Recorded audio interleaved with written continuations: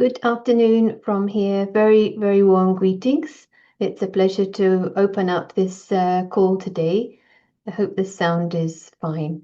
And this opportunity to meet, and I'll just be asking you first if you're happy to share where you're joining from, because I know we're joined by, it's good morning for some and good evening for others. So that would be lovely. You can use the chat. And I'm going to be handing over to Prashant, who will be introducing our speaker today, Dr. Krishnakant Raiker. And this new word for me, welderly, from elderly, and very poignant as we're living longer, but what's the quality of our lives? So great, the screen share is working. I can see Krishnakant's getting organized. So hello from Ethiopia and Goa and Norway.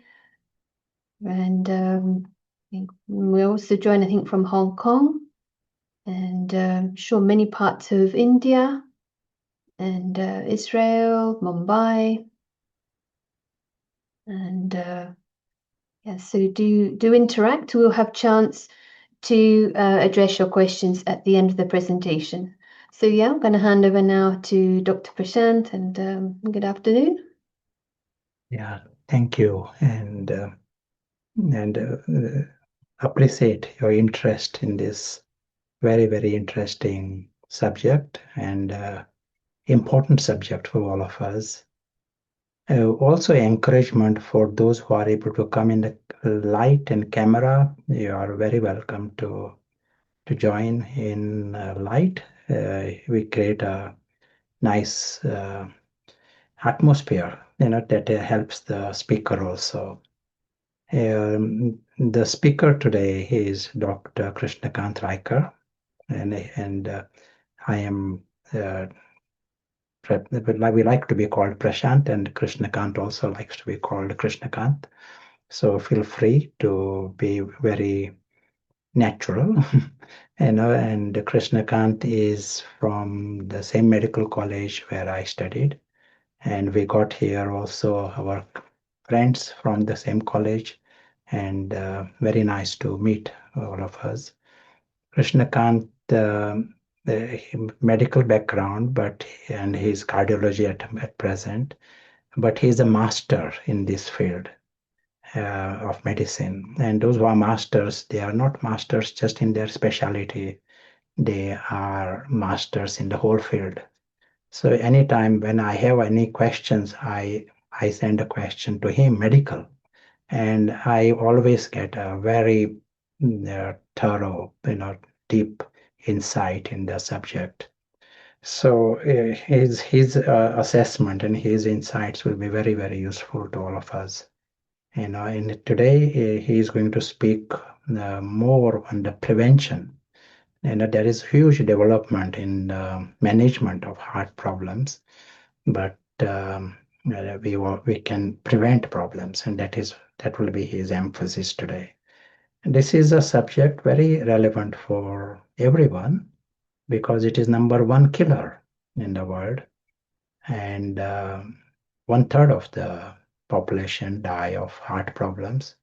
Just in country like United Kingdom, with small population, 100,000 heart attacks, every year, And what really happens with these heart problems after that? It is a premature problems and deaths. So earlier than the age of 75, and then you are not leading a normal life after that. It becomes handicapped life. So prevention is certainly a wonderful thing in this area, and we need all possible tips which we can put into practice. And the advanced area, those who have spent time in this field, they know more about this. Krishnakant was in UK also, and our path crossed many times. He did MRCP here before going to USA, and right now he's fellow of American College of Cardiologists, but with 30 years of time in cardiology. So he's very much of an authority in this field. So is Krishnakant ready? Over to you if you are ready to speak and come in the camera. Hello to Krishnakant Raiker.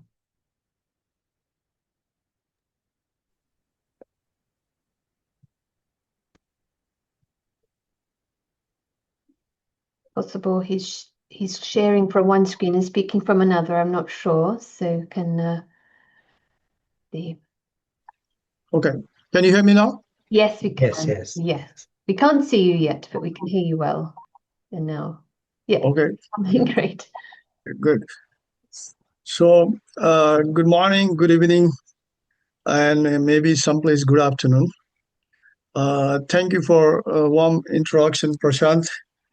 So I will go straight to the presentation for the time's sake. Okay. As you said, the topic today will be highlight some areas which are not traditionally addressed by modern medicine, even in medical school. And it comes to the point that people have to dig in more. There is so much data available for prevention. And I will highlight that even today, some of the things which matter most for general health, heart health, is not routinely taught in medical students, in medical schools. So it is important to highlight those because for prevention, it is just not procedure and testing. It's more than that. So the topic today is basically how to prevent, and if everybody is growing older, how do you grow well or welderly rather than having chronic disease and grow elderly? So there are certain areas which I will highlight, but as you will see next is a common theme will be if you address this problem, you can address all of the chronic conditions and prevent and live with less chronic conditions, live and not only extend the lifespan but also health span. So we had a pleasure hosting Prashant and Sarah at our place when he came, and here is our pictures together. That was 2023. So it was great of them to visit us. So the heart disease, when people think about heart disease, this is what comes. Heart attack. And that's it. They think, okay, heart attack, and then that's it. But there's what leads to this is important. That's most important. What leads to this point? And to address the important heart disease, you can see in this biggest portion of that heart disease is ischemic heart disease or coronary artery disease or blockage of the arteries, which lead eventually to the heart attack. There are, of course, other conditions of the heart which lead because of this or primarily by themselves, like heart failure, arrhythmias like atrial fibrillation, valvular heart disease, and of course the congenital heart disease. Some of this could be contributed because you have ischemic heart disease. So this is a burden, biggest burden for heart disease, and that is what we will address. And if you prevent that, a lot of things can be avoided, including atrial fibrillation and other things.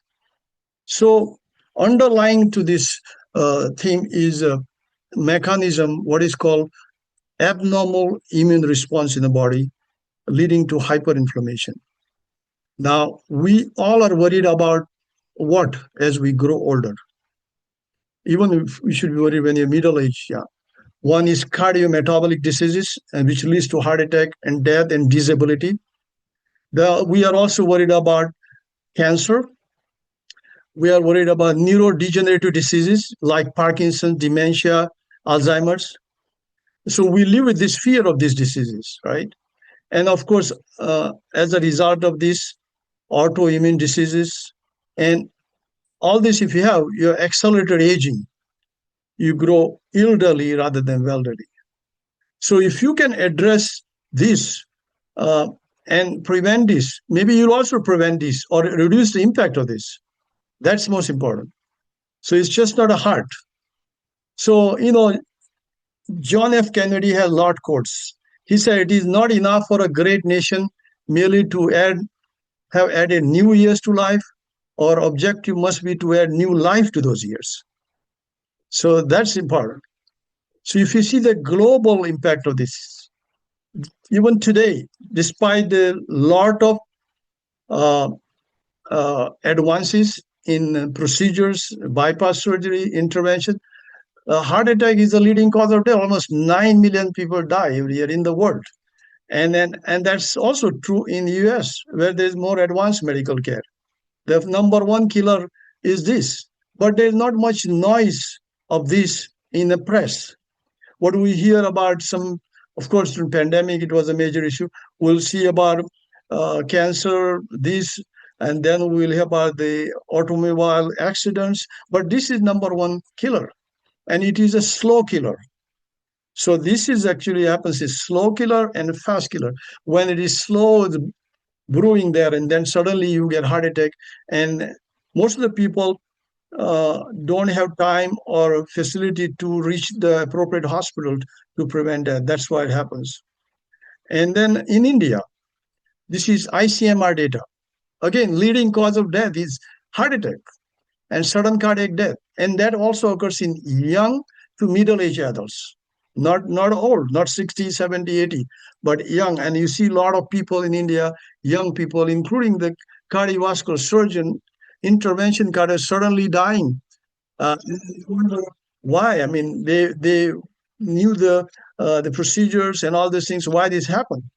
That's because underlying problem has not been addressed, like diabetes, obesity, hypertension, tobacco, smoking, lack of exercise, lack of mental health, emotional health.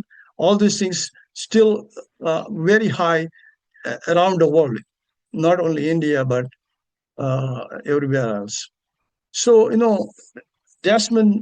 Bishop Desmond Tutu said, there comes a point where we need to stop just pulling people out of the river. We need to go upstream and find out why they are falling in. That's exactly true for this disease.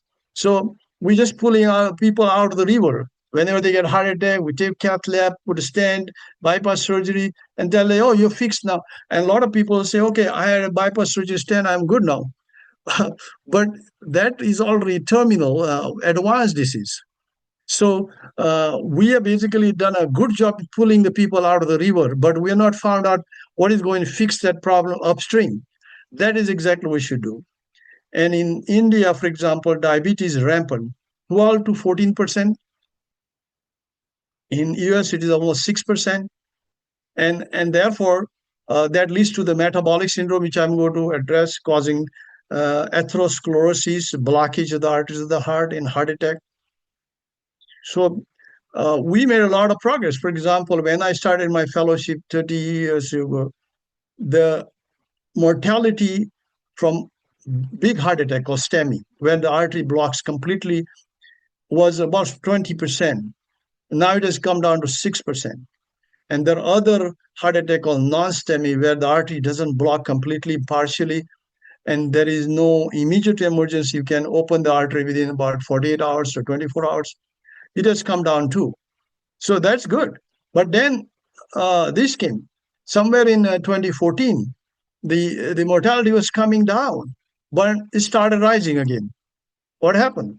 So we did a good job in fixing as pulling the people out of the river, but we were not found out what's going upstream. And we had some the guidelines which are misplaced, according to me. The risk calculator begins at 40. You will see the disease doesn't begin at 40. And then no real LDL target. Some people, European Society has one, the American Society has, the Indian Cardiology Society is different.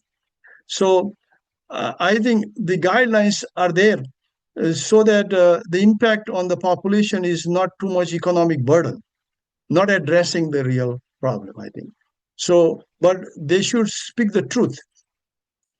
So what we'll cover today is we will cover the L cholesterol and different kind of cholesterol, how to address this, because that is what's causing this. But it's just not a cholesterol. Cholesterol will not enter the artery wall unless there is a bad environment.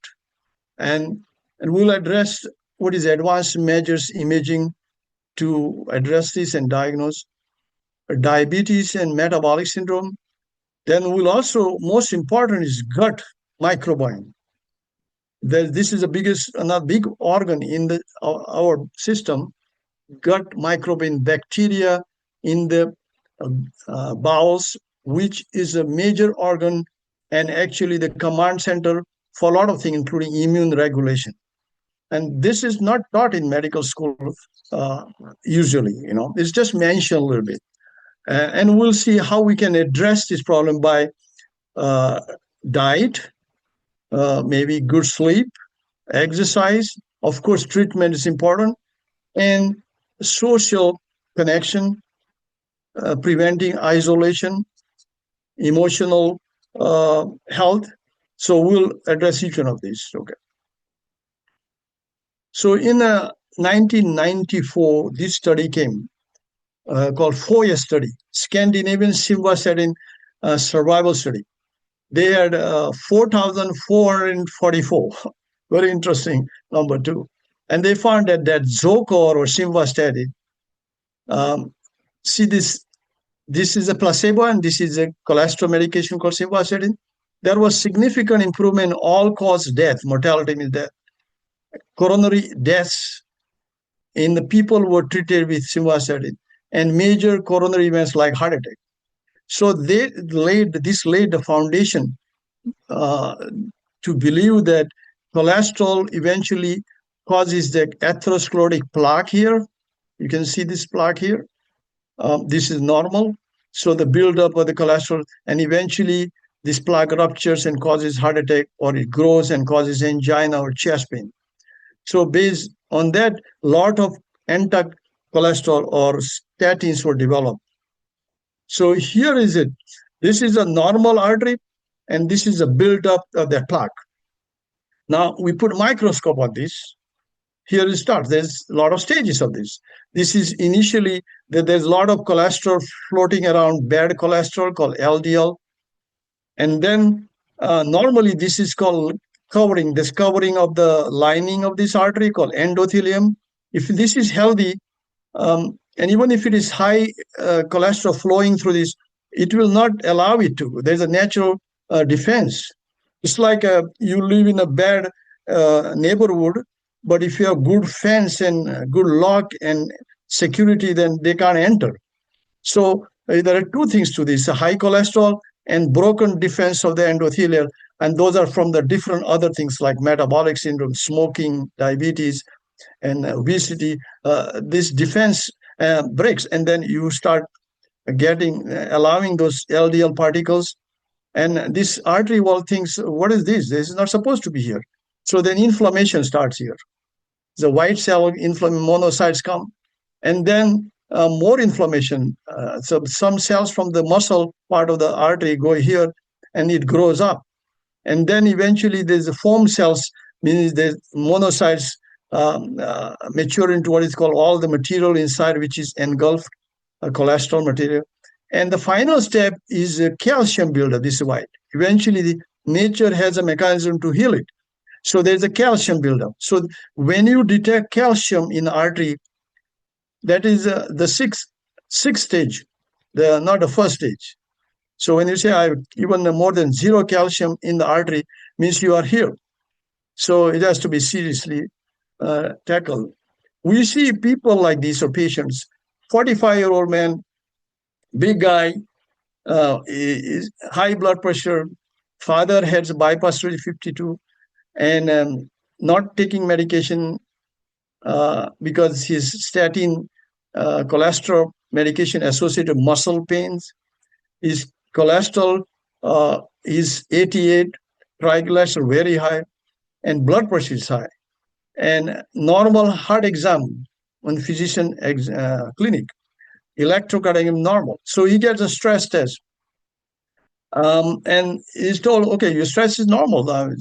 So you should reduce the weight, lower a little bit cholesterol, make sure, discuss about other treatment for the high cholesterol because you can't take it for muscle pain. So he goes home thinking that I'm not bad, my stress is normal. And then after 1 month, he comes with this. Cord STEMI means cord red, crushing pain and emergency room. This is called a STEMI or the heart attack because of one of the artery completely blocks. This is emergency. We have to take this patient to cath lab and open the artery within 30 minutes before damage can be done, provided he comes with it early.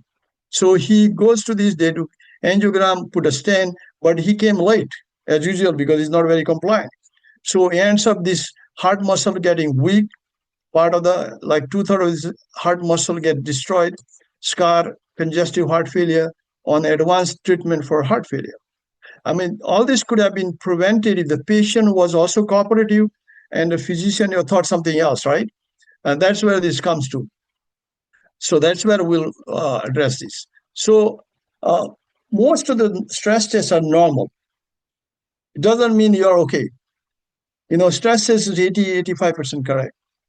And depends whether you do the walking stress test or chemical stress test. Walking stress test gives more information. And most events occur in patients with normal functional stress tests. So because it doesn't address whether there's really some blockage there brewing.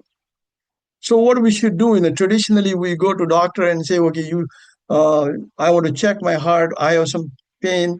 Let's do your cholesterol, good cholesterol, bad cholesterol, glucose, hemoglobin A1C, maybe body mass index to see whether you're more fat than muscle. And with stress test, echocardiogram, ultrasound of the heart, and then if it is abnormal, coronary angiogram. This is what traditional.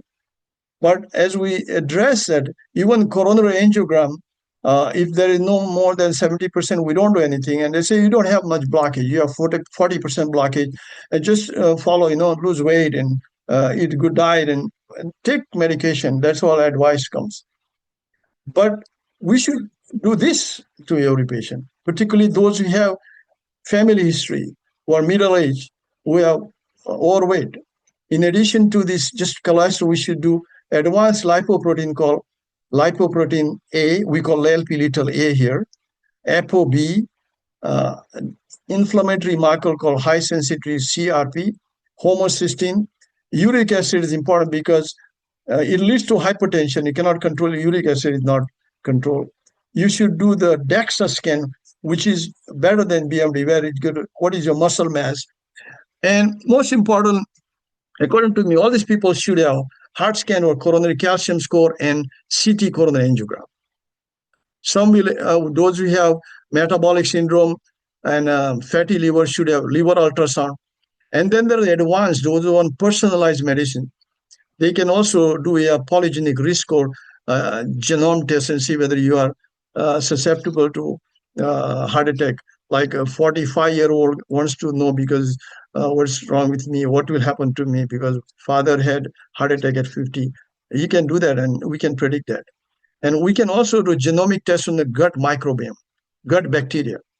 So this will give us more idea whether you are susceptible to this or not. Okay?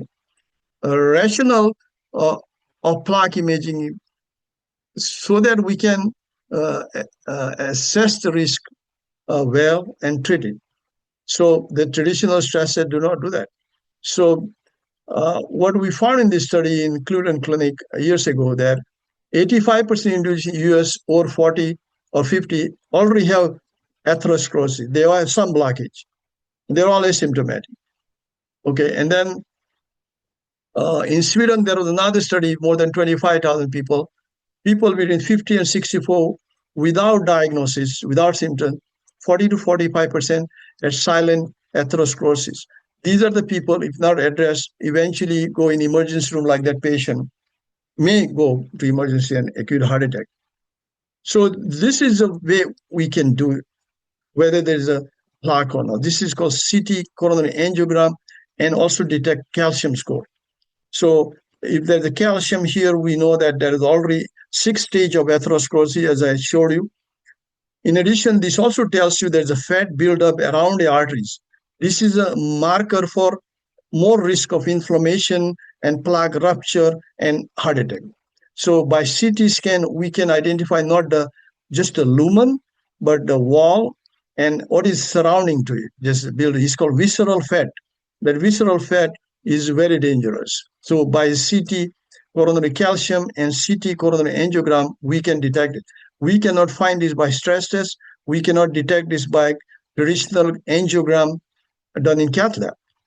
So this is a CT coronary angiogram. It can detect blockage too.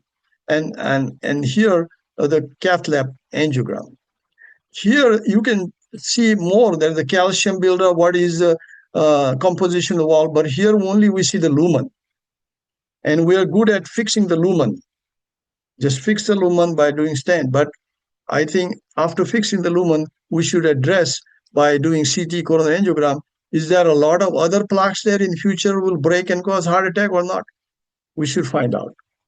And what we found in this is, if you have high coronary calcium score, you have increased risk of heart attacks, angina, heart failure.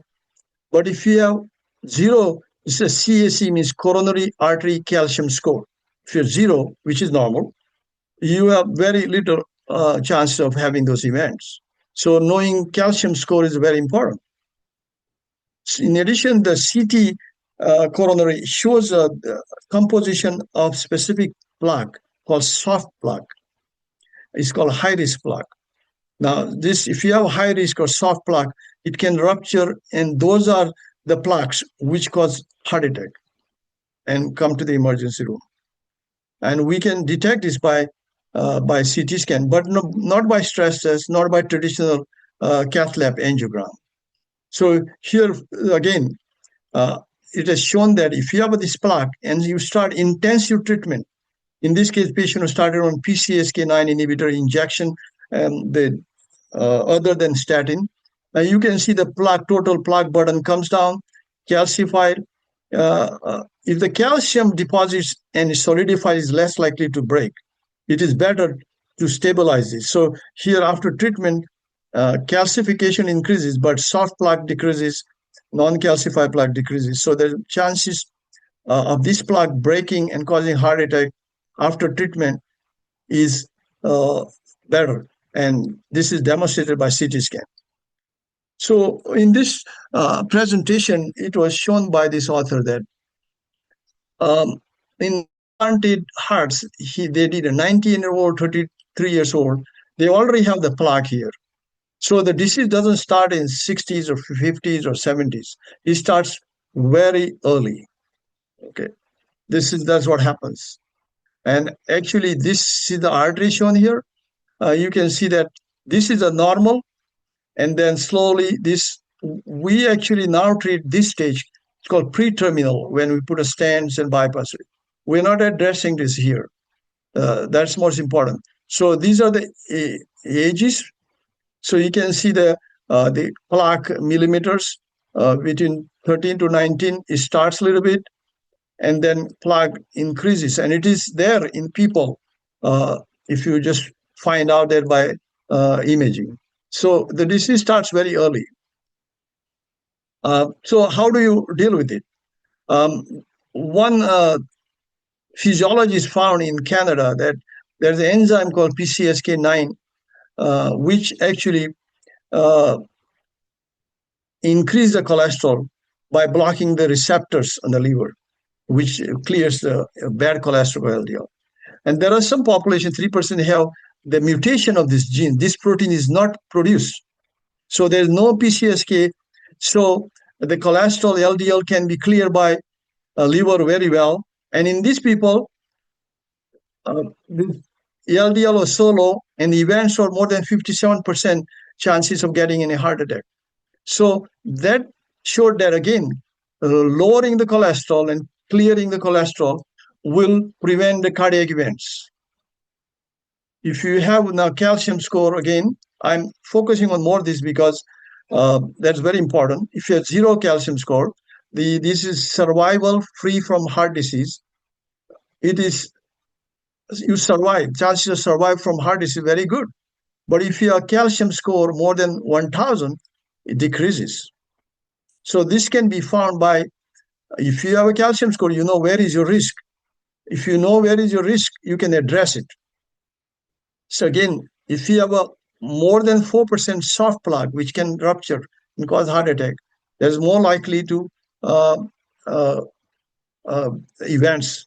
And if you have less than 40%, the events are less. So what can you do? If you identify this plaque, start intensifying the prevention so that it will not progress by doing all this. Diet is most important. Exercise, stop smoking, really lower the cholesterol. I will tell you how low it should be lowered.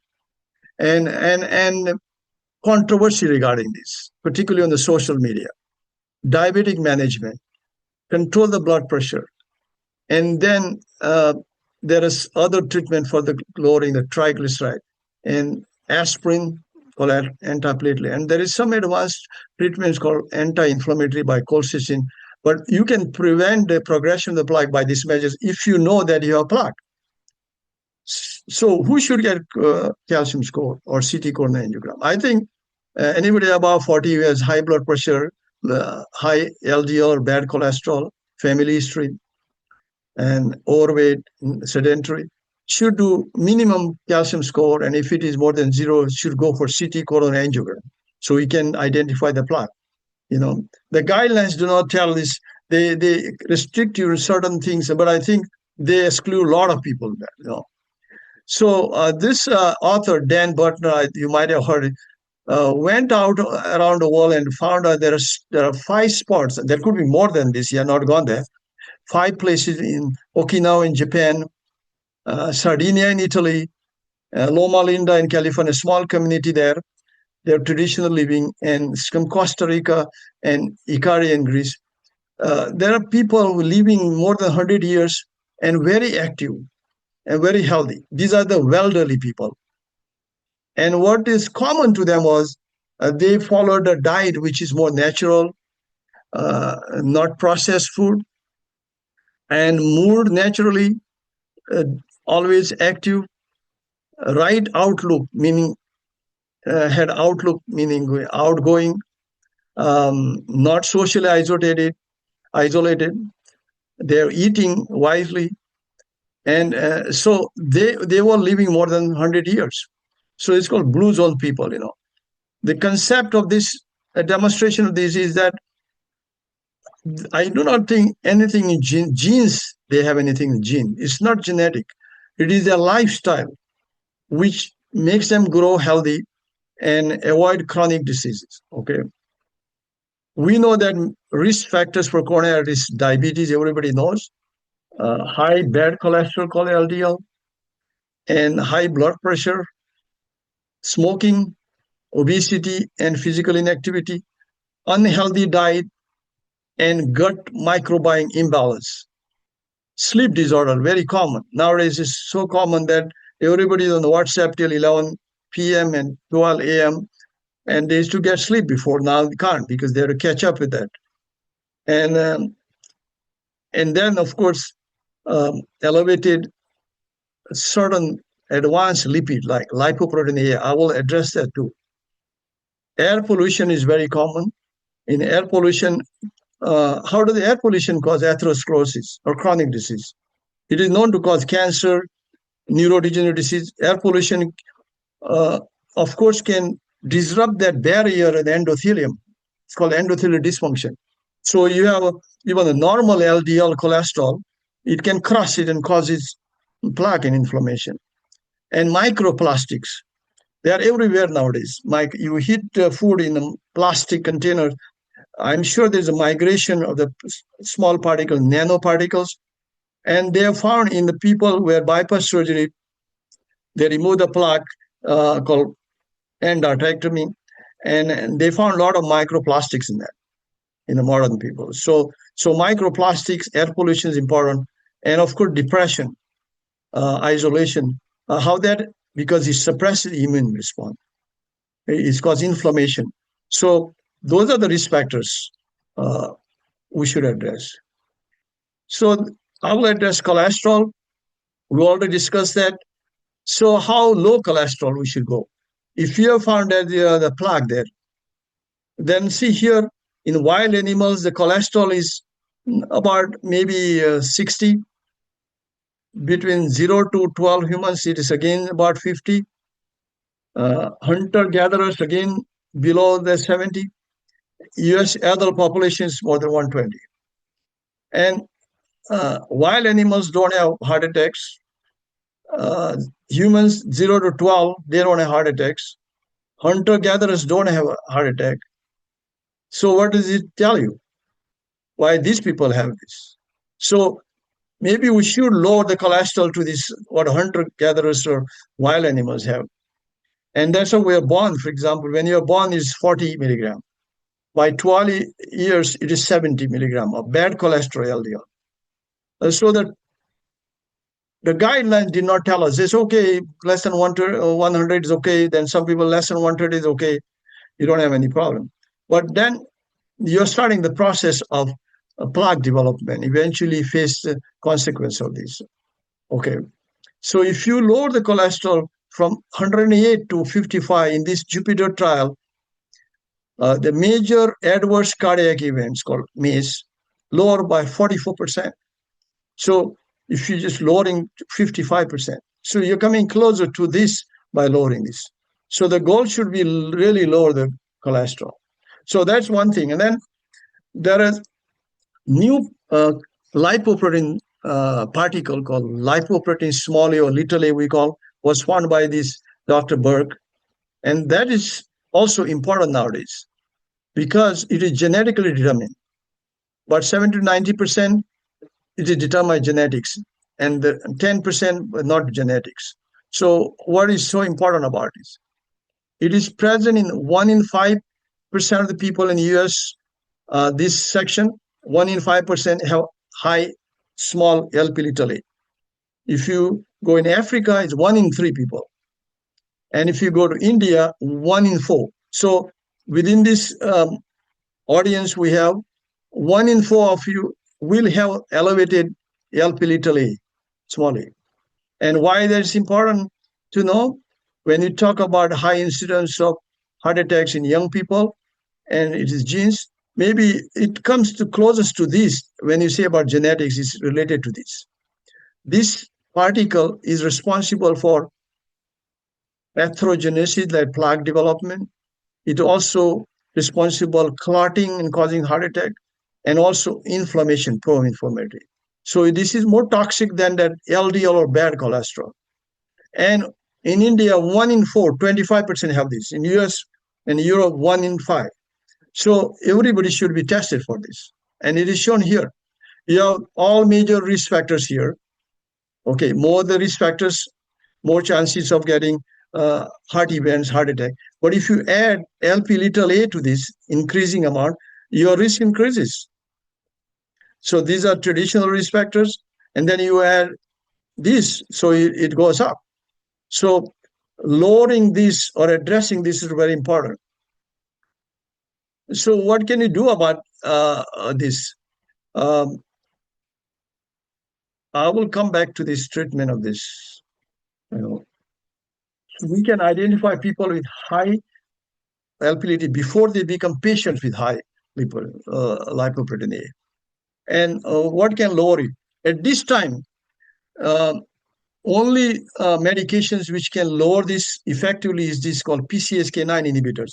These are non-statin drugs to lower the cholesterol. It lowers the LDL or bad cholesterol more than 50%. And those who are not tolerating statins, we give this now.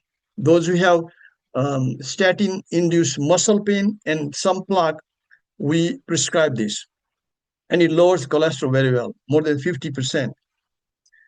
This is the only one which lowers it 15-30%, this cholesterol, LP little a. All of these things we mentioned really don't have much impact. Okay, but even in US, this drug is not approved to reduce this because we are falling behind this. So we're giving this to lower the LDL, which is bad cholesterol. It also lowers this if you have it elevated in 1 in 5 people. But at this time, if you are not able to take this, if you lower very aggressively all other factors, maybe the impact of this will reduce. That's the point of stressing that you should get checked for Lp(a). You know that you have more chances of thrombosis, clotting, inflammation, and atherosclerosis formation. So it can address other factors very aggressively. And if you have access to this, you should treat that also. There are also other drugs in pipeline and third phase trial to lower the Lp(a). And maybe in 1 year, we'll get it. So I mentioned this again because the basic problem is immune dysfunction, hyperinflammation causing cardiometabolic disease, neurodegenerative disease, Alzheimer's and Parkinson's, Lewy body dementia, and autoimmune and cancer. So if you address this, you will lower the risk of this, also lower the risk of this. So cannot be said more about that. So let's talk about this gut microbiome, which we were never taught about this at all in the medical school. I do not know even today, and I'm told in US medical school, they just mention about it. There's more and more we come across it. This is a very large organ, you can say, like there's 40 trillion microbes in the guts, and they reside mostly in the large bowel. And our total cell count is about 37 trillion, but they are more than our total cell count. You can believe that. And more than, they have also a high genome. It's made of bacteria, fungi, and viruses. All of these, if they are very good, you will remain healthy. If there are some bad players here, you will not be healthy. It is showing more, but there's more and more evidence coming out of it. It starts at birth and stabilizes by age of 3. It's influenced by genetics, diet, birth mode, environment, and of course, antibiotics. If you take it, you will kill the good ones. So gut microbiome is very important for the health. So what do they do? When you have a good diet, which contains high fiber, normally advised like 25 to 30 grams in diet to have a good gut microbiome. They produce called the postbiotic. The food that you feed this gut microbiome, food you eat, is called prebiotic. Prebiotic is a good food. It produces the bacteria called short-chain fatty acid like butyrate. This boosts the immune response. It stops the bad particles like microplastic, let's say, for example, crossing the gut. So if you don't have the good food, and if you don't produce this, you can have a leaky gut syndrome. Leaky gut syndrome means you, in the diet, environment, bad players will cross this and go to the brain and go to the heart and cause all immune dysfunction, inflammation, heart disease, dementia, autoimmune disease, and cancer too. It's interesting to know that the gut communicates with the brain by gut-brain axis. And that is through vagus nerve and through the lot of metabolites. Butyrate is one of this, which goes all the way to this and strengthen the blood-brain barrier and helps protect you from autoimmune diseases. It also prevents colonization of resistant bacteria in this. And it helps also other like vitamin K2 and other things. So how does it happen here? It is becoming an important facet of precision medicine, including the cardiovascular and brain health nowadays. This complex community of gut microbes is essential for our health. It supports digestion, metabolism, energy homeostasis, while helping metabolize and detoxify xenobiotics and environment chemicals. Xenobiotics mean anything which is foreign is not good. Microbiome is also crucial for proper development and functioning of our immune system. Gut microbiome dysregulation has been implicated in heart failure, pathogenesis, cardiovascular diseases, atherosclerosis. It regulates mental health like mood and depression. And in fact, now they are developing what called psychobiotic. And if you take those, then maybe your mood and depression will decrease. Defective microbiome may lead to the inflammation, neurodegenerative disease, dementia, Parkinson's disease. Also, it can lead to irritable bowel syndrome, inflammatory bowel disease, diabetes, obesity. All these are risk factors for atherosclerosis and heart disease and stroke and dementia. So this gut microbiome, this largest, we can go organ, plays important role. Here on the left side, what can damage it? On the right side, what can improve the gut microbiome? You know, in Ayurveda, Charaka Samhita and Sushruta Samhita said all diseases begin with the disturbance of Agni, means digestive fire. And independently, Hippocrates preached all disease begins in the gut. Food be thy medicine.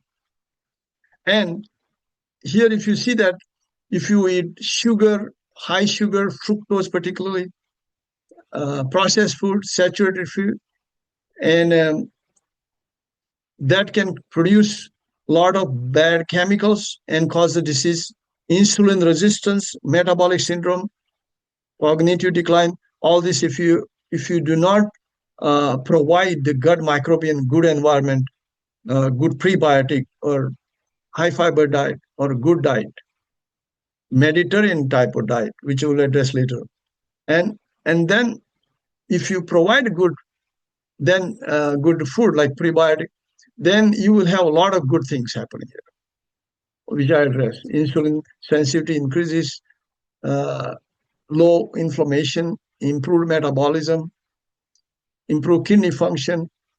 So this is very important. As you can see, it is like an interface between the host and environment. It protects us from the bad players, provided you feed this gut microbiome right food and get a good sleep also and have a good attitude. They are happy. If the gut microbiome is happy, you will be happy. So somebody said that he goes to the extreme that you don't eat for yourself, you eat for this gut microbiome. You should eat what these guys like. And I think a lot of things they like, you will also like a good Mediterranean diet, like plant-based diet, whole grains, avoiding red meat, and fast food, and most important, processed food, low sugar. This is a healthy gut, for example. It causes good barrier, abundant anti-inflammatory microbes. And this is a bad one where you are going to feed this bacteria bad diet. So is it linked to directly to the heart disease? Yes. There's one of the things is if you provide a bad diet, for example, high sugar diet and processed food, it produces what is called trimethylene N-oxide or TMAO. And bad gut microbiome in animals is shown, and in even human, this level goes up, and it is responsible for atherosclerosis. This is the direct evidence that the gut microbiome health is important, and bad microbiome can cause heart disease and cancer, neurodegenerative disease. And there is a lot of nerves, I think, including the vagus nerve. It's connected directly from the gut to the brain and sending the chemicals. All the signals go by chemicals like butyrate. It's called postbiotic, the products produced by good bacteria. And it helps positively the brain. It's called gut-brain neural axis. So another thing comes out of this is that we can provide a good fecal microbia to the people who are lacking it in certain diseases. We already do it in C. difficile colitis, meaning infection with a bad bacteria called C. difficile. Those who take a lot of antibiotics in the hospital, they develop the C. difficile colitis, and it's very difficult to treat.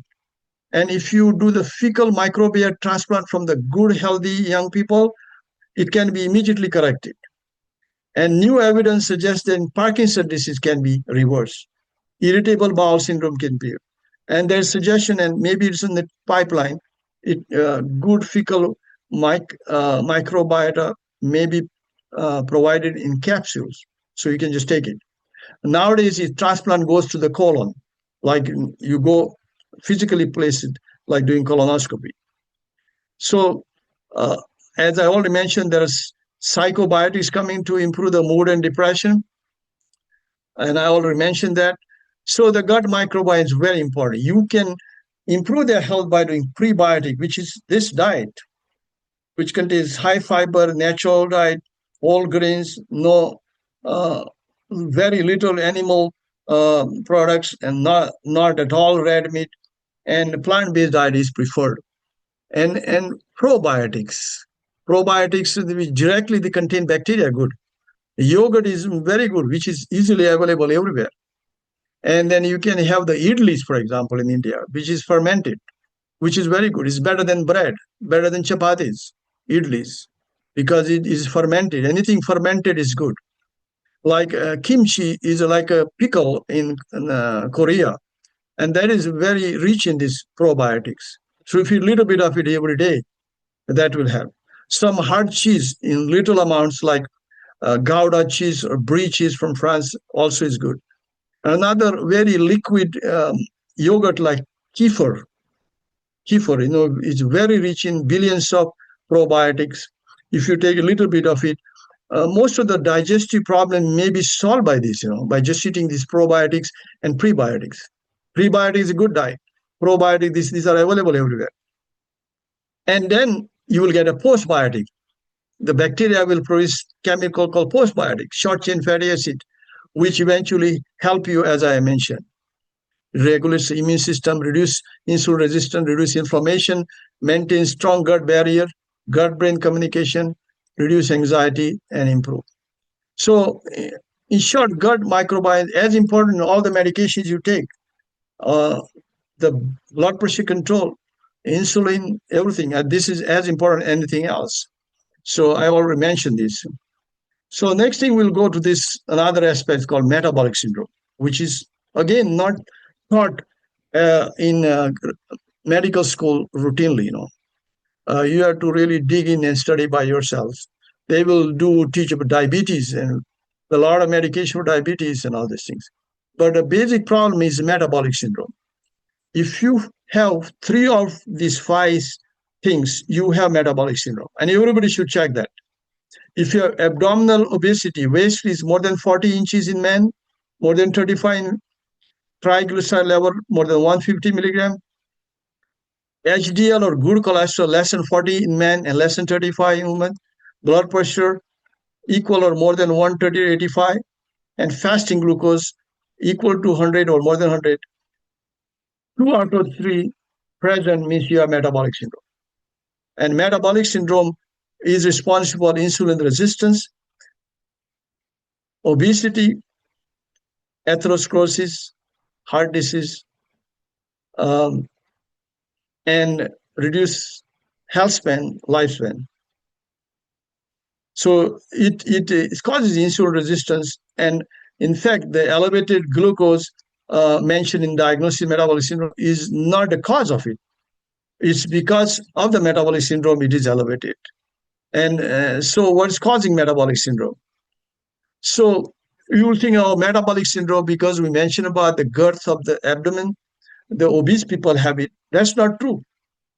In the US, for example, this is not a most recent survey. Now it's 300 million, I think.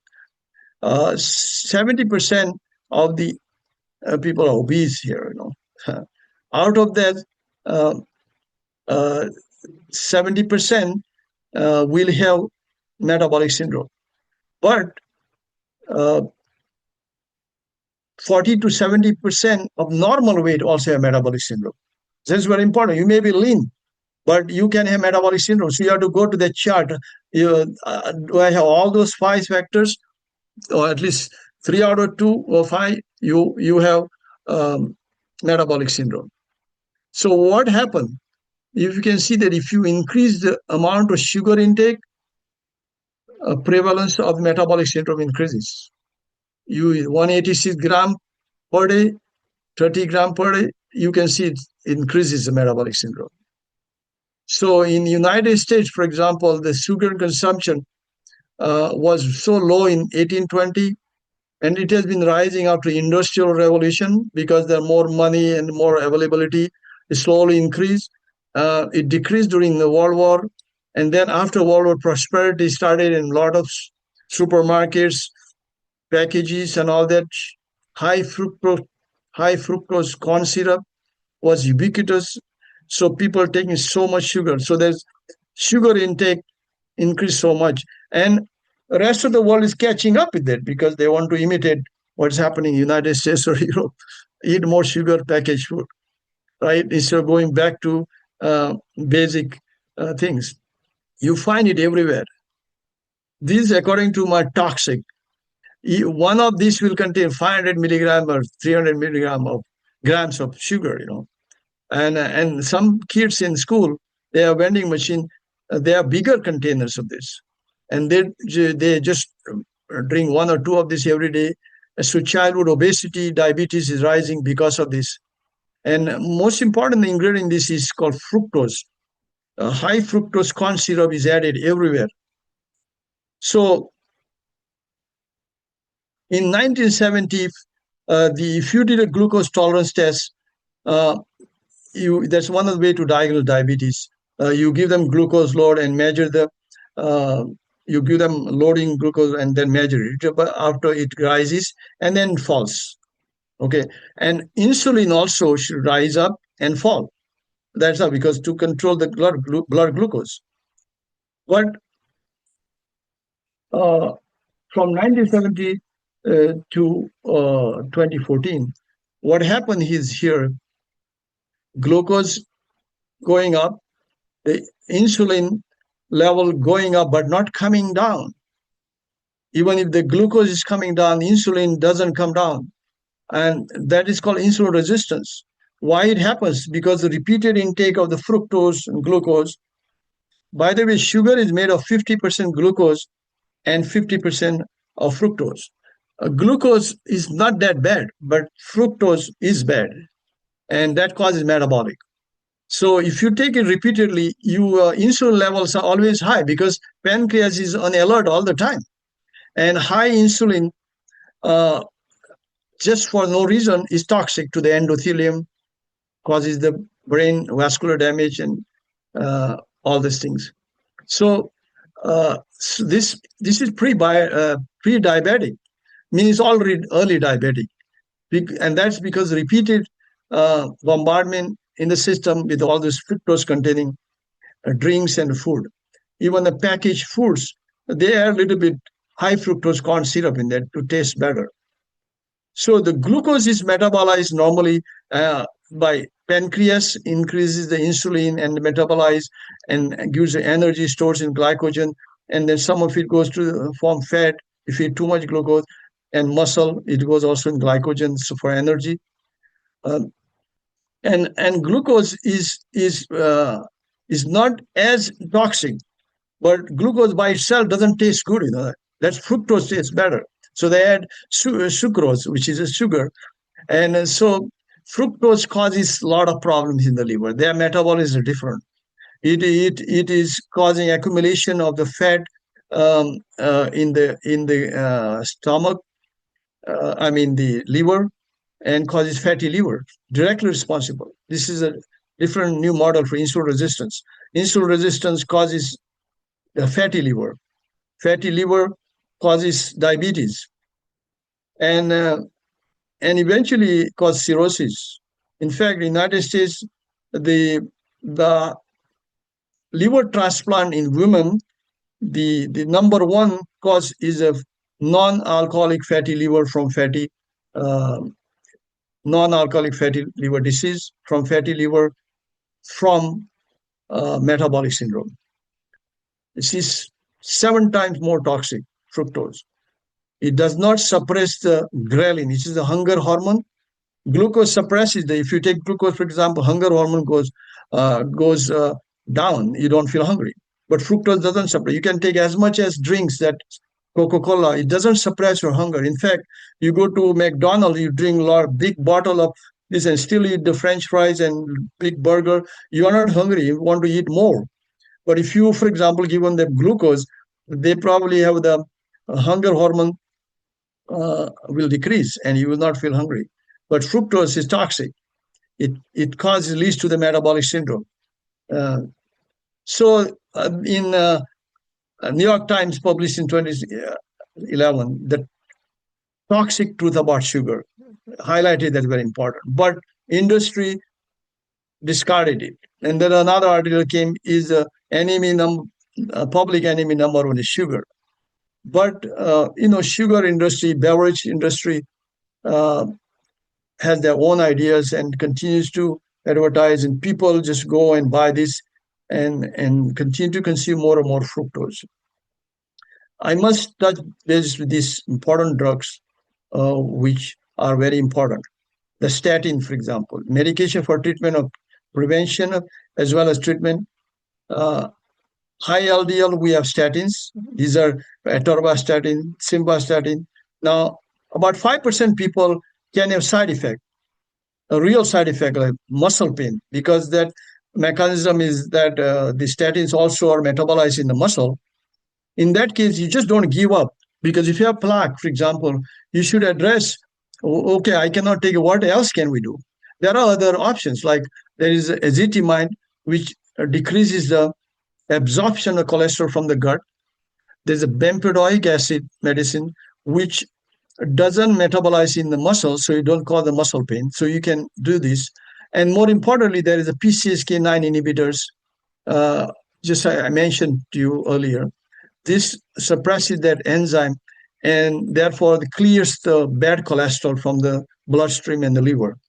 And it is given by injections or twice a month, this one. And now another new one called RNA-based called Leqvio or inclisiran, once a 6 months. It reduces the bad cholesterol by 80% and very little side effects. And in high-risk patients with a lot of plaque, soft plaque, I prescribe this.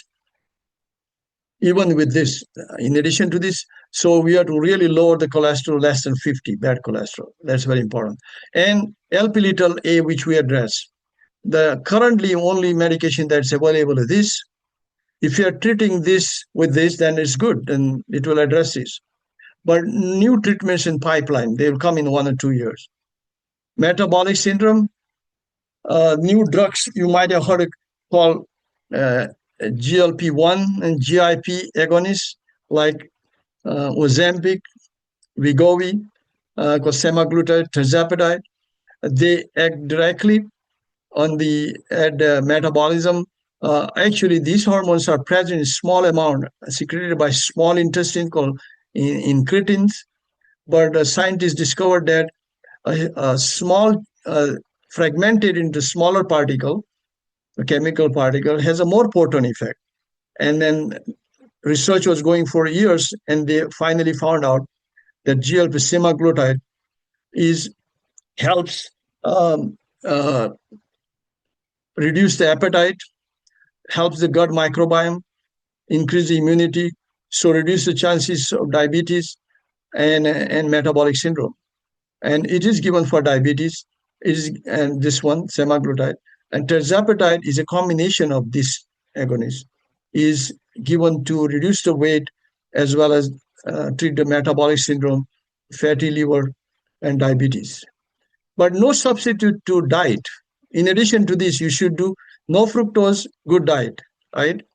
So fatty livers, you should give this, but no substitute to this. So we have a good drugs, but no substitute to the diet and other measures. Here is the overview of this. This is a receptor called Ozempic, Wegovy, semaglutide, given once a week injection. These are also given once a injection. I believe in India, widely available, the oral semaglutide ribelsis, but it's not as potent as this. Now, these companies which manufacture are forming more potent oral version of this, which will be more available and easier to take rather than injection. Okay, so these are the actions of this. It stimulates insulin release, suppresses glucagon, lowers hunger hormone, slows gastric emptying, and has metabolic cardiovascular benefits and weight loss. So this is another important drug. So let me address about the diet. So this is a typical American diet. I don't want to badmouth the American diet, but this is still common. You go in the supermarket, it's full of this kind of things there. Despite this, we know that these are bad, but that is hard to consume. For breakfast, this is common. I'm sure in the UK also is, right? This is very common, and this is not what gut microbiome want. You're not feeding them good diet, and therefore you're not feeding soda and then this. This is not a diet what we want at all. And more and more ultra processed food is coming. People are busy, and everything processed in factories. And the grains are fine, made very fine, ultra processed. Remove all the coatings of this, which is good, and package and taste good. And add on the top of it, high fructose corn syrup is added a little bit to this. And so this is associated with elevated risk of cardiovascular disease, metabolic. 80% increased risk of metabolic syndrome. Ultra processed food means which is entirely packaged in factories. Okay, there are some partially processed food like a wheat flour process, and then you make at home. It's less ultra processed. It's not ultra processed, but there are people who the fast lifestyle people use ultra processed food all the time. 40% higher risk of diabetes, 23% increase high blood pressure, 55% increase risk of obesity, 66% increase in cardiovascular death, and 14% higher risk of dementia. Ultra processed food. But people do not paying attention. People are not being told about this. There is good lobbying going on by the companies who sell these products. So this is maybe not typical, but it's very common in India. This is not good for gut microbiome, right? It's a lot of fat and a lot of wheat, which is fine processed, increase incidence of metabolic syndrome. And another thing in India often is that as people used to have this coconut oil locally produced, then get dalda, and now added all these things, oils, and consumption has gone so high. It contains they are not polyunsaturated or monounsaturated. Any seed oils are bad for the heart or immune system, and it is heavily used in India without knowing. Now, which oils are good? I mean, refined coconut oil, olive oil, or using this less often. Even butter, a little bit better than these products, seed oil. So this is better than this, and you can see this, and this gut microbiome likes this. Gut microbiome likes this. You should have a lot of plant-based diet, grains, whole grains, maybe some fruits, and different colors vegetables. If you are non-vegetarian, maybe fish better than meat. And this for sardine, for example, a lot of fatty acids, omega-3 fatty acid, which increases the immunity. And the best diet, which is approved and by medical trials, is Mediterranean diet. I'm not saying the similar diet cannot be replicated in a local form in different parts of the world. And Mediterranean is just a guideline. You can devise similar diet in India, eating, for example, if you go to Italy and Mediterranean, the basic theme is eat with people, family, friend for a long time. Relax. They have their one meal for 2 hours, 3 hours, laugh and joke. Rather than grabbing a sandwich and driving to work like we see here now, young people, And this is most important, as I said, this is what gut microbiome likes. A lot of plant-based diet, whole grain, like sour bread, whole grain, not the refined grain, fruits, all this. Maybe if you are non-vegetarian, add some fish or something like that. And maybe if you are still, maybe add a little bit of this. And this is not top. You can avoid this, is good. So that this Mediterranean diet can be modified to the locals, each community's standards. But basic theme is more plant-based diet. And then you are what you eat, and it's shown here. People who shop in supermarket, grocery, this, you will become this. And those who shop for this, you will become this. This is picture speaks more than 1,000 words, right? So hope people understand that.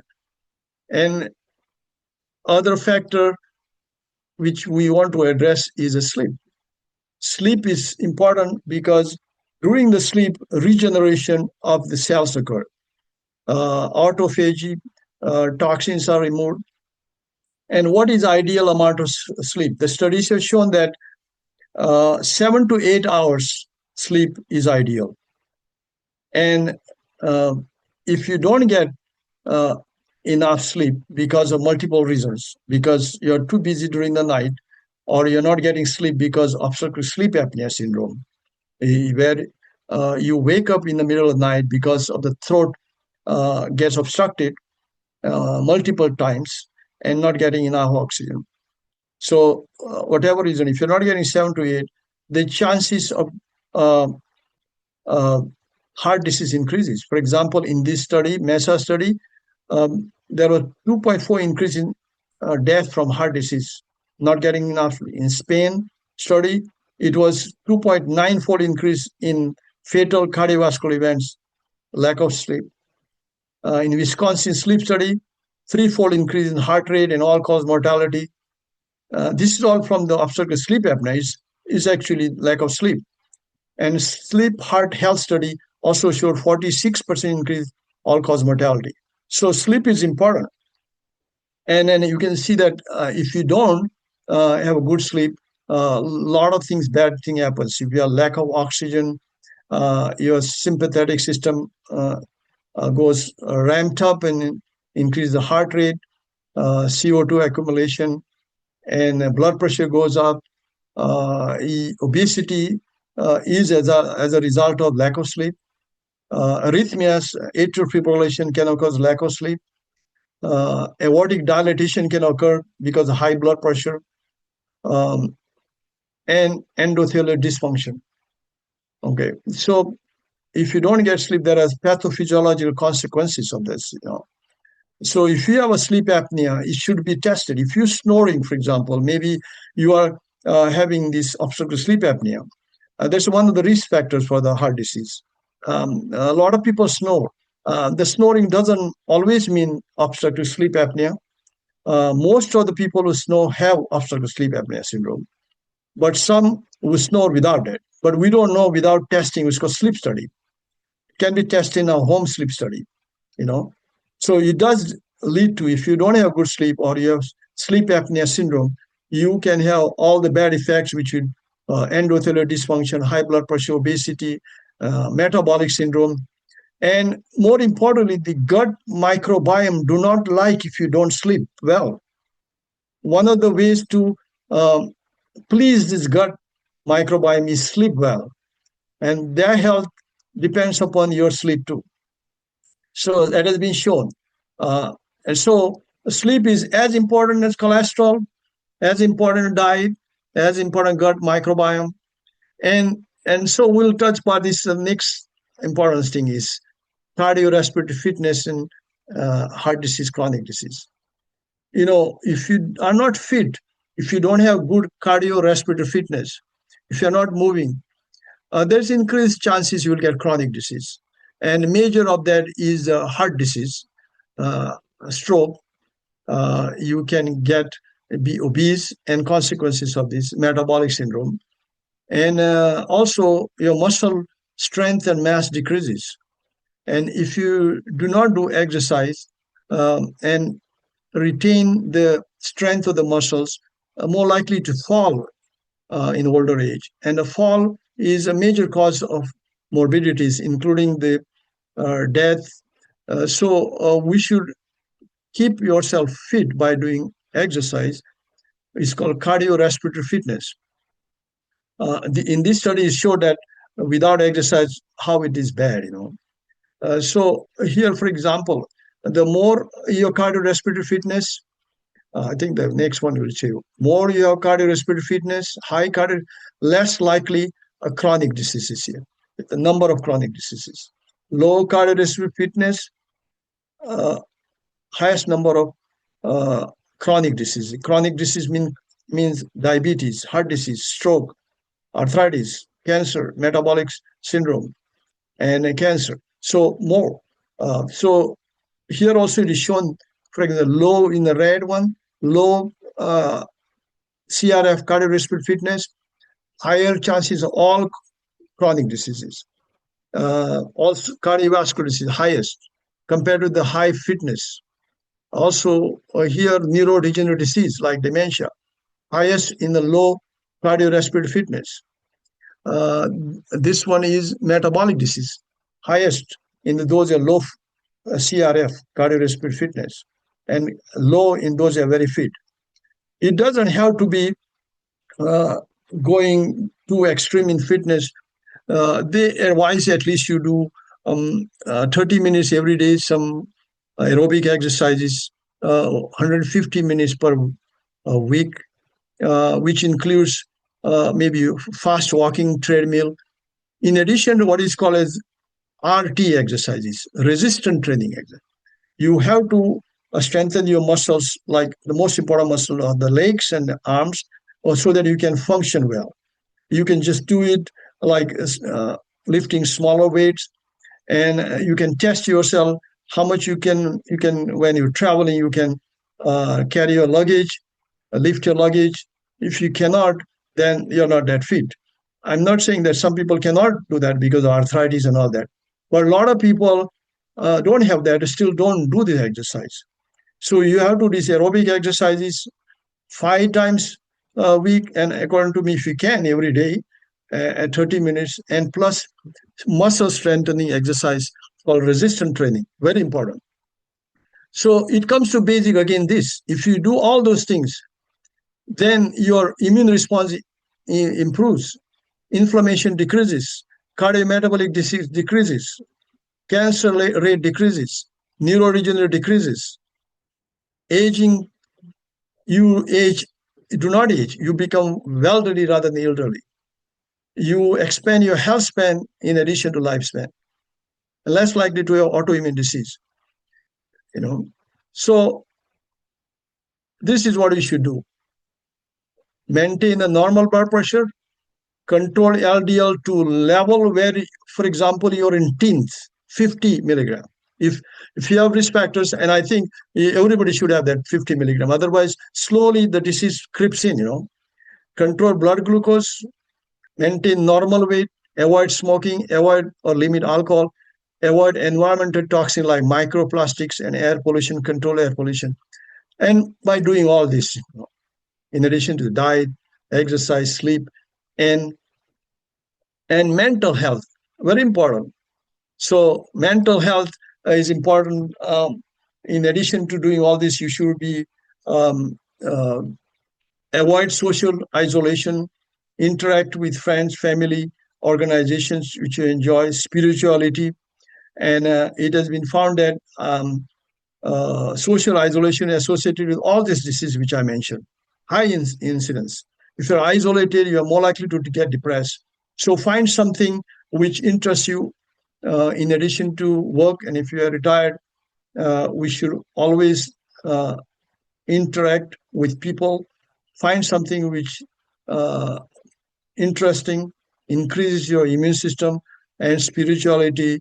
Those who believe in that will also help. And I will hand over to Prashant. He can talk more about this, how it can help the mental health. Sure. Krishnakant, so nice and so rich. And this presentation will be available on YouTube. We'll announce later how to access it. That definitely needs revision. I like this, how to prevent the problem, and go up the stream and see that people don't fall in the river rather than just help them to pull them out. And what is shown here, in the essence, eat less. That is, one is choose the right amount, but another big advice: eat less, exercise more. This applies to almost everyone. Whatever exercise we are doing, introduce more exercise. Sleep well, as was said, maybe 7 hours. Some simple thing we can do, like caffeine intake, that just disturbs our sleep. See that there is no noise where you are asleep. Taking simple cautions and give attention, know that it is important to sleep well, undisturbed sleep. And be good. Mental health is just this. Be good. I might like to say in connection with eat less, I liked one slogan or nice advice for all of us. And this advice was, the first half of the meal that you eat, that keeps your body alive. And the second half of the meal that you eat, that keeps the doctor alive. And if you still eat after that, it keeps many others, creates lots of employment to dentists and psychiatrists and everyone. So in Ayurveda, there is an advice that stop eating when you are still hungry, and then what you have eaten will be digested properly. And if you eat when you are completely full, and as Krishnakant mentioned, if your diet is with fructose and sucrose, then you don't get a message that you are overeating. And all of that creates another problem. But stop eating when you're still hungry. Then it is a simple and a guideline for us to be healthy. I know there are many questions, I am told. Krishnakant has time to answer some of the questions. We're muted. You just need to unmute. Just need to unmute, Krishnakant. We can't hear you. Yeah, just you just click something. Just right now, you need to unmute now. Yeah, there was a feedback, so we muted you when Prashant was speaking. So, yeah. Now you can speak. You can hear now? Yes. Okay. So I cannot re-emphasize more what Prashant said about eating less, And traditionally, the fasting was practiced. And I think more and more trend is that if you're eating too much, which is not really required, you can do intermittent fasting. Like typically you can do, for example, 2 meals a day. If you are overweight and you really don't require that much food, you eat healthy diet and 2 meals. Or you can do what is called 8 and plus 16 time restricted diet. You can eat first breakfast and then eat a second at lunch and then fast until next morning. Or you can have lunch and noon and dinner at 6, and then next will be again at lunch. So you have a 6 or 8 hours plus 16 or 18 hours interval.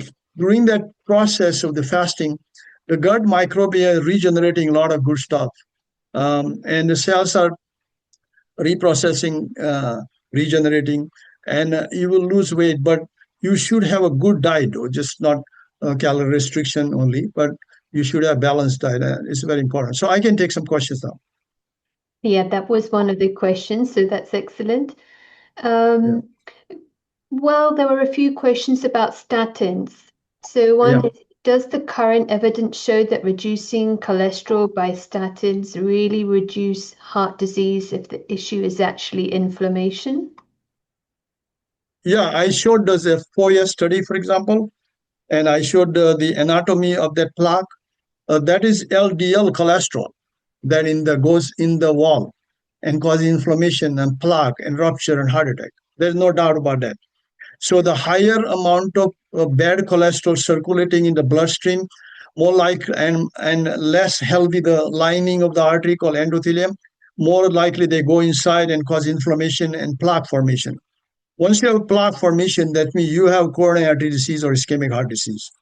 And so if you have less of that, it has been shown less disease, heart disease, ischemic heart disease, less of stroke, a heart attack, and other related problems like congestive heart failure. So all adverse events from decreases. It has been shown in multiple studies subsequently. The problem is that some people cannot tolerate it. And so they think that not everybody should take it. It's not. Now we have the choice for other drugs, as I mentioned, PCSK9 inhibitors, inclisiran, and we have the like atezomide. We also have bempedoic acid, which can be given to them, those who cannot take statin. But lowering the cholesterol just by diet doesn't happen. Only you can decrease it by 20% maybe from the high level. But it will not come down to, for example, when you were 10 years old, it was like 70 milligrams bad cholesterol. It should come down less than 100 to 70 milligrams. And if you have heart disease, you have a plaque by CT scan, I think it should come down to 50 or even less. And more evidence shows that. So there's a lot of social media bad mouthing about the statin, but if it is taken appropriately, then and really you are having the muscle pain because of this or something else, should be addressed by the physician, your doctor. Sometimes they go to doctor, I'm getting muscle pain, okay, stop it, and then you've forgotten about it. I don't take anything. So the LDL or bad cholesterol continues to increase in your bloodstream, and one day you get that catastrophic event, which is not good. Yeah, thank you. I hope that helps. And perhaps this is a connected follow-up question. From the UK at least, why don't doctors teach on reducing inflammation and prefer giving statins, like candy in a way, if it hasn't reduced the coronary heart disease? Is it a big pharmaceutical strategy? Which one? Can you repeat the question?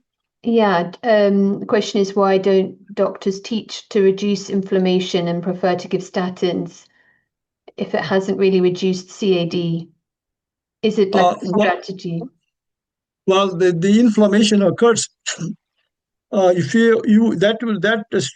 anything will reduce the inflammation will help you, because one of the best way to do that, reduce inflammation, having good diet and providing good prebiotic diet to the gut microbiome.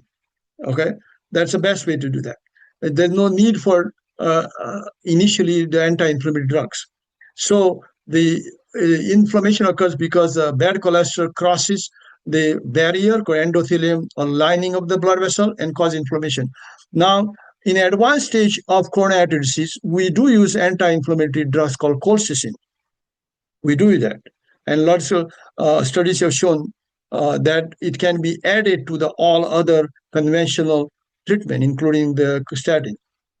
And you give this to the gout, for example. That colchicine is given for gout because inflammation of the joints. It's also given called pericarditis, inflammation of the lining of the heart. We give that colchicine.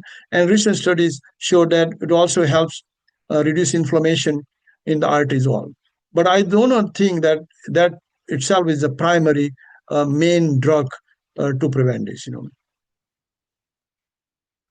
Thank you. Someone is asking how statins interact with anticoagulant medication.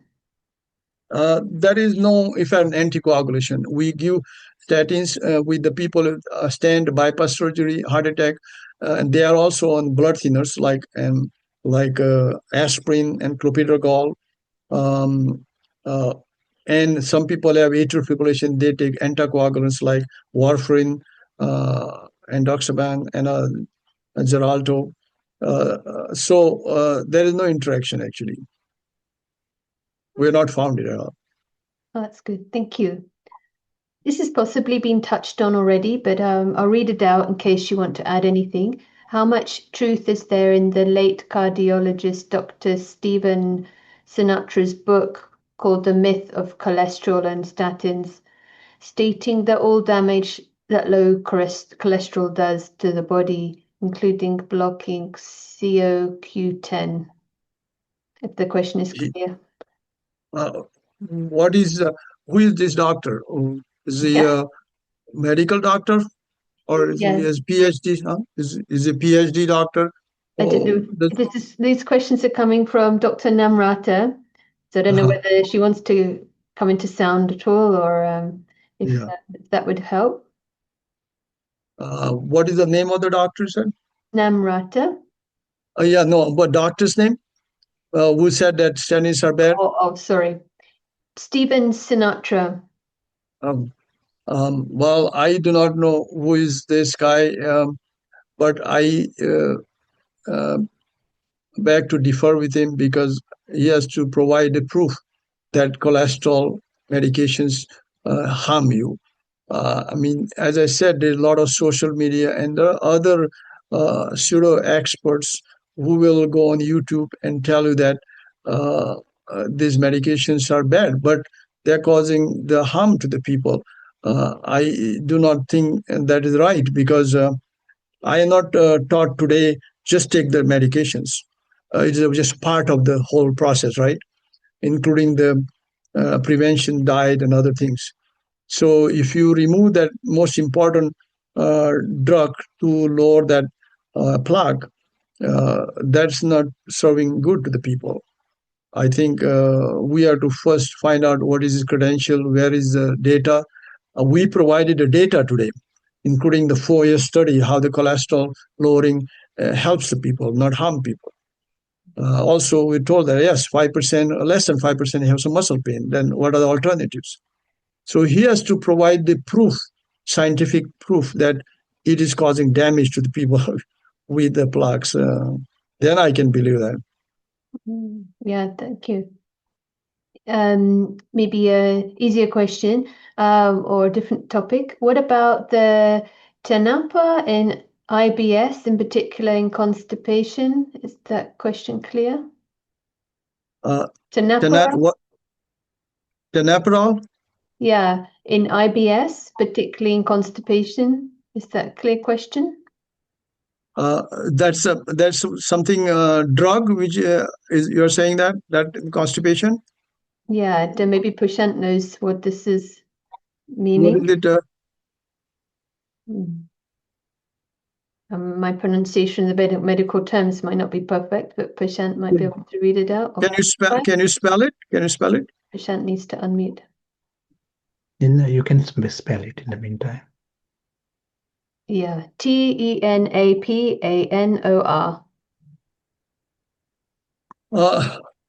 I am not aware of this team, but for the constipation and irritable bowel syndrome, the best way is to help gut microbiome. And as I mentioned, by taking some probiotic, which are healthy. And I think irritable bowel syndrome, abdominal discomfort does improve with this kind of thing. You provide the right diet to this gut microbiome, which is good for you, and also probiotics, like as I said, yogurt, idlis, kimchi, and kefir, any fermented food. For example, Japan, they eat a lot of natto, which is a fermented soybean, so which is very good, and it is present in their diet even in childhood. If you go to Japan, for example, in the schools, they have all this fermented food, which is, I think, creating healthy gut microbiome. They hardly have much obese people there. And so GI, if the constipation is just functional, first of all, if you have constipation, really bad stomach issue, you should see a doctor. Make sure there's nothing underlying going on. If everything in checks okay and doctor says no, you are good, and you still have problem, then you should try this, like good probiotic, good prebiotic, meaning high fiber diet, plant-based diet. Avoid things which causes abdominal discomfort. And I'm not aware of this drugs which is quoted here.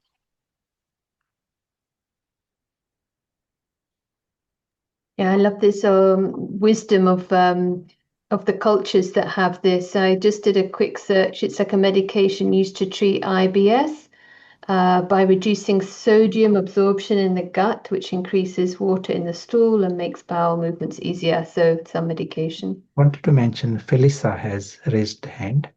She's joining us from China. Okay, so if you'd like her to come into sound. So Go ahead. Hi, Not Felicia. really. It's just that maybe something, I don't know if this concerns it, but let's say for women, when they get older, usually they get high blood pressure. Does it have to do with the estrogen? So is it good to take estrogen tablets or to just have this to lower high blood pressure?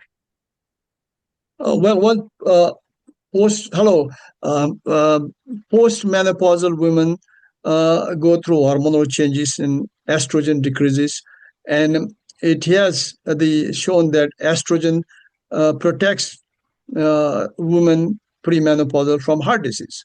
So their risk after 60 increases and matches that of men after. So they tried estrogen therapy, but in some studies they showed that if you take estrogen, that increases small increased chance of breast cancer, endometrial cancer. So it is not recommended traditionally by the medical fraternity in US and the West, but more and more people who, as I said, study independently detail has shown that maybe it should be considered selectively in some women called estrogen replacement therapy, which will help the blood pressure as well as reduce the risk of heart disease. And so you should screen them with a family history of cancer. Then you should not give them. Selectively, estrogen replacement therapy is advocated by some physicians actually who are advocate for the longevity, healthspan, like Dr. Peter Attia, who has wrote a book called Outlive. Everybody should read that. It's called Outlive. Dr. Peter Attia. He is a physician now practicing longevity medicine. Dr. Eric Topol was an intervention cardiologist, has written a book called Super Agers, and he mentions there also. So selectively, you may consider that. But I don't think it is routinely just blindly, everybody is postmenopausal. You become menopausal. It's a physiological process. You lose the estrogen. Just replacing it may not be a good thing unless you screen people and then select it, personalize it, and maybe in some people it may help. Thank you. Yeah, that's good. Yeah, thank you. You're welcome. Jaydev Raiker. There are 3 more questions, just to say. Please, sure, go ahead. Prashant wanted to speak first. And maybe first we'll hear from Jaydev and then other questions. From who? Unless he want to, we'll go to the questions. Yeah, just 3 more. Maybe this is a quick, easy one. Fruits are rich in fructose. Are fruits not good? Good question. In the Mediterranean diet, you can see that fruits are included. So it's a difference between the fruit containing fructose and high fructose corn syrup in high concentration put in the beverages like carbonated beverages like Fanta, Coca-Cola. They're very high content of refined fructose. But if you eat, for example, apple, there is a fructose there. But apple has a lot of fiber. As you eat it, fiber is good for the gut microbiome, bacteria in the gut. They process it very slowly. And they deal with it in a certain way that it's not like when you, for example, drink the Coca-Cola with 500 grams of sugar, it just comes in one gulp inside, and then gut microbiome cannot handle it. It's like a truckload of fructose coming in, and they can't handle it. It just goes straight to the system in the body. But fruits have fructose, but if you eat modest amount of fruits, then I think it is beneficial because the fructose is not in high concentration, and it is available with the fiber, and it is handled and processed by beautiful ecosystem called gut microbiome. Yeah, very, very clear. Thank you. Another quick question, then there's a slightly longer one, and then that's all I have for here.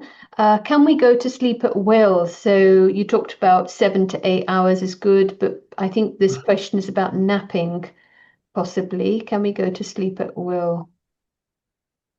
You mean sleep more than 8 hours, you mean? I think, does it matter when we go to sleep? Maybe that's the connected question. So the question, when do you go sleep? And I will address that. The natural, I think the nature has devised that when the sun sets, your circadian rhythm is made such that your melatonin increases when it's dark outside, and you get a good sleep. But in modern world, people going shift, for example, it doesn't. And it disrupts this rhythm, right? And people come and sleep during the day and work at night. I think ideally it should be, if possible, sleep during the night when everything is quiet.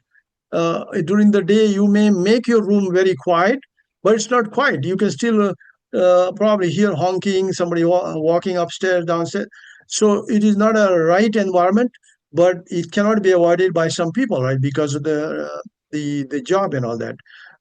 Yes, I think it does matter because ideally you are meant to sleep when whole surrounding is quiet and dark, and melatonin secretion from pineal gland increases and gives you good sleep.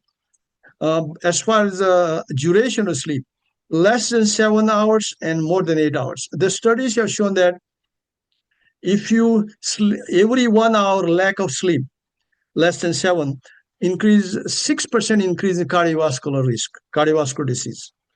And if you sleep more than 8 hours, every 1 hour you oversleep, means sleep more, 12% increase in cardiovascular events. So it is important to sleep 7 to 8 hours. That is shown by the scientific studies, because those who sleep, for example, 10 hours is not good. 7 to 8 hours, because you cannot sleep too. It's not needed for the body to regenerate. The cell regeneration for more than 8 hours is not needed. And after that, you should be active, go to sun, get some sunlight. So undersleeping and oversleeping is not good. Sleeping at the right time is better than the wrong time. Yeah, that's great. Thank you for the question as well. This is written, the normal BP and cholesterol readings are being changed by the American Heart Association, and the medical community gets confused.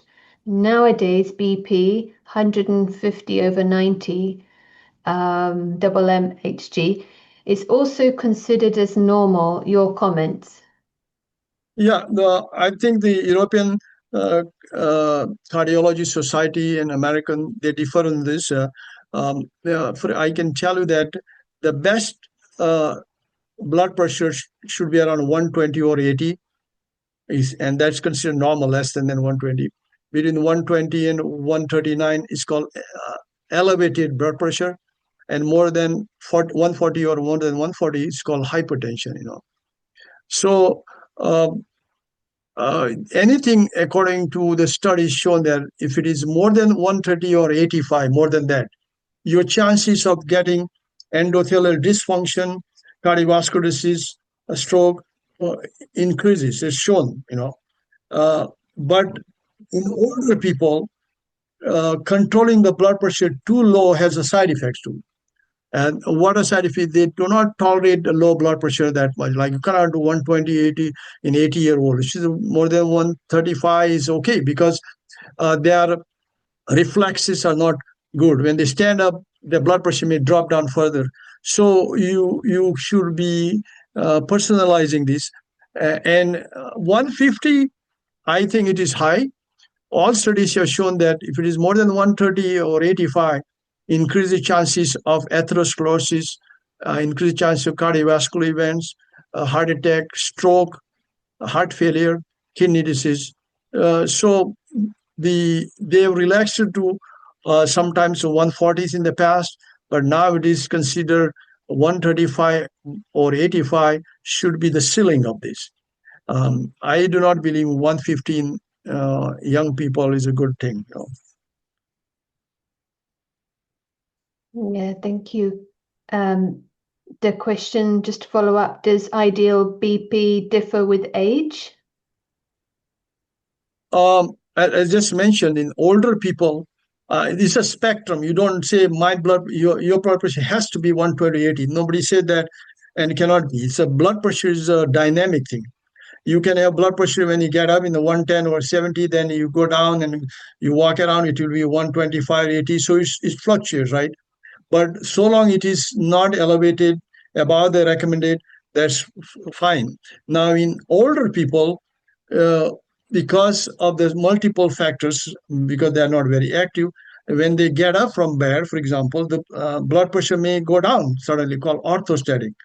So if their blood pressure baseline is low, like 120, when they get up, it may go down to 90 suddenly, and they may fall down and pass out, or syncope, a loss of consciousness. So we find a lot actually falls from. So in those people, the maybe upper limit of recommendation is better than lower limit, like maybe 135, even 140. I'm not too much worried in 85-year-old people, but for all people, to prevent heart disease, controlling the blood pressure, keeping it not more than 130 or 85 is better. Yeah, but be careful in older people. And they are also on a lot of other medications, sleeping pills that can lower the blood pressure. And one of the ways to find out whether your blood pressure drops down too much is doing the 24-hour ambulatory blood pressure monitoring. We do that. We just send them some kit for the blood pressure and measures the blood pressure every 1 hour. We can get idea what is the fluctuation in blood pressure. So you can personalize that. Wonderful, so comprehensive, much appreciation. So there aren't any other questions. You've answered everything, which is amazing. And Prashant wanted to bring in, I think, another speaker. Would Prashant like to share? Actually, he had raised a hand, but it is not raised anymore. Okay. Anybody from our medical school have any comment? Is Jagdish there? Is any comment, Jagdish?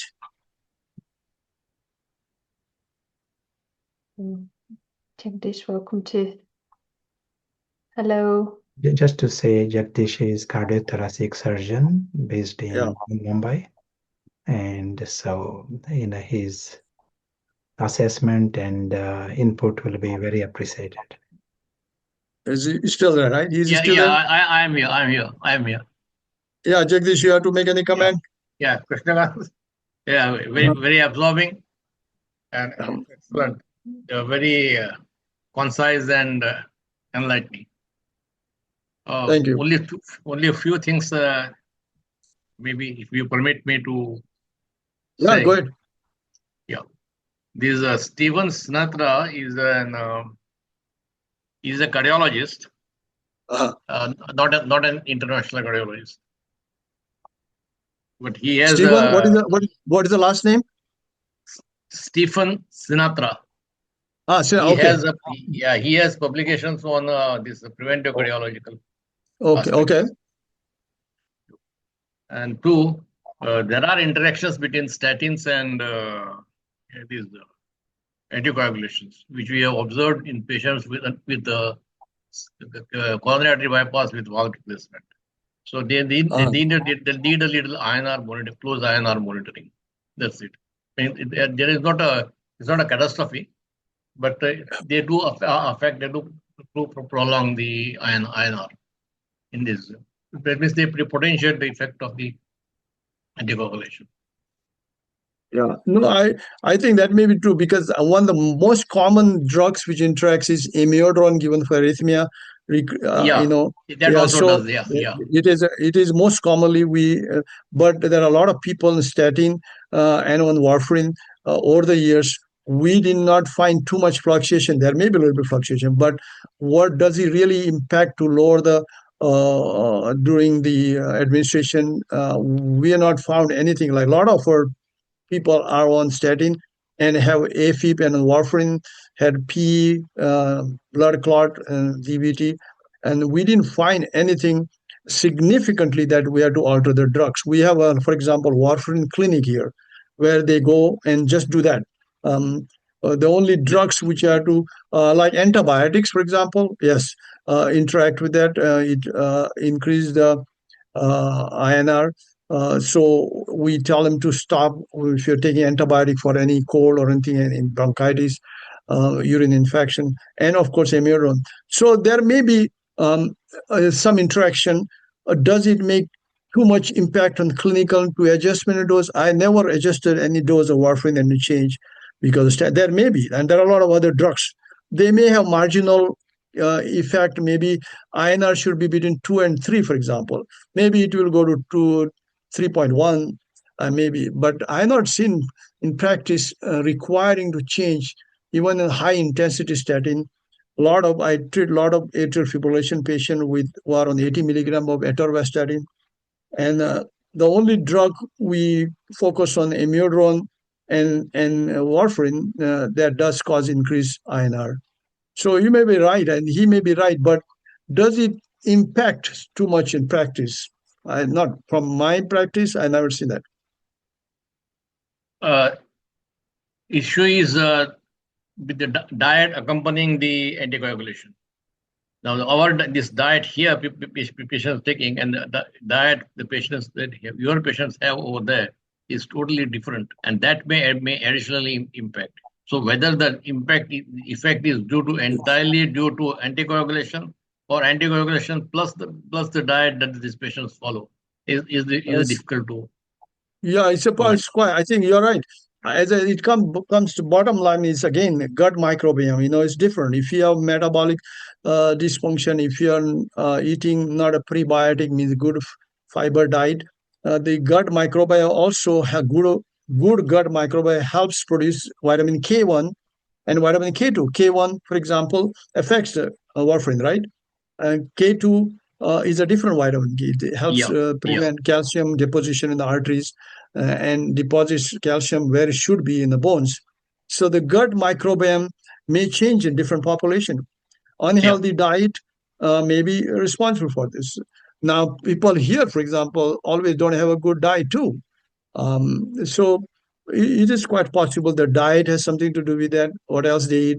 A lot of people take the herbal medicine in some countries, and that may be responsible for interaction. So I tell people, if you're taking warfarin, the blood thinner, tell me what else you're taking. What are you ordering from online? They bring, for example, like a bag full of this thing. They paid actually more money than, and they put it on desk. And I'm taking all this, so I don't even know what it contains. So I tell them, you stop all this if you're taking warfarin. So it's possible diet and herbal medicine, which are or alternative medicine. A lot of people order online, and they have more faith in that than statin. I mean, they have not proved those things help the cholesterol, right? So why we should believe, right? The one last comment. Yeah. On this. Yeah. Thank you very much for your referring to Charak and Ayurveda. Oh, yeah, sure. Yeah, I think you have not yes. discounted them totally. I think that came before that. I was happy to listen to that. Yeah, It came before Hippocrates. yeah. Thank you. Any more questions, Sarah? No more questions from here. I want to question this, Charak. So how much truth is there? It's a nice comment that all illness is because of the fire from the stomach. Okay. Yeah. But is it true? Is it true? Yeah. So we just addressed the gut microbiome. And in fact, there's a saying is, I have a gut feeling, right? What does it mean? I have gut feeling everything. So the gut microbiome cannot be ignored as it was ignored by modern medicine. The traditional medicines like Ayurveda and other, they always paid attention to the gut. I'm not saying they say everything about acid and all that, but that's not true. It is about gut microbiome because it is 70% responsible for the immune system of the body regulation, gut microbiome. So it is important, and it is not. I think in future it will come in curriculum, the medical school, more and more important. And you can see that if you have a bad food and you have a stomach pain, you get also headache, and you don't feel good. Isn't it? It's very common. So gut health. If you don't have a stomach pain or bloating and discomfort, your day goes good. If it is not good, then you better call off, right? So it's important. So gut health is important. It's just a larger part of the bigger picture, not a small part, I think. I think it's fascinating that we have to take responsibility because at the moment that's not the publicity that is really available. So we can choose what we put in the body. It's a wonderful thing. So perhaps coming to time, and I don't know if Prashant wants to add anything, any final aspects. No, I greatly appreciate. That we have gone past 1 hour extra, so it must be very. Everyone is interested in this, and it is very late for some places. Like Felisa is still here, very late for her, possibly midnight. And as was said, it will be available for revision, and we will hope to meet this gathering again, and we'll hear from Dr. Jagdish Khandeparkar another time. Yes, it was a pleasure giving this presentation. As I said, each part of that we can talk for more than 1 hour, like metabolic syndrome in detail, LP in another 1 hour, cholesterol, demystifying the LDL, bad cholesterol, pros and cons, and other noise around it. We can discuss more about, for example, exercise in 1 hour talk. We can discuss more about good diet about 1 hour talk. So it is hard to encompass everything in 60 minutes, but we tried that. And I try to answer those questions, and hopefully it helped you guys. Very much. And there will be, I think, a wish for some follow-up. Please come back, as written in the chat. I think raising awareness and this inspiration from having clear knowledge with authority. So yes, much appreciation from the team here and everyone that is connected. Thank you so much for joining and for your questions and your interest. Very informative from Poonam and many other positive thoughts. So we'll finish with a few moments. Anyone wishes to stay for more like a meditation for 1-2 minutes. As you say, mental health and some reflective, some silence. We put the link in the chat where you can get the recording. So yeah, thanks once again. Thanks so much, Krishnakant, for making time for us. Thank you. See you again. See you.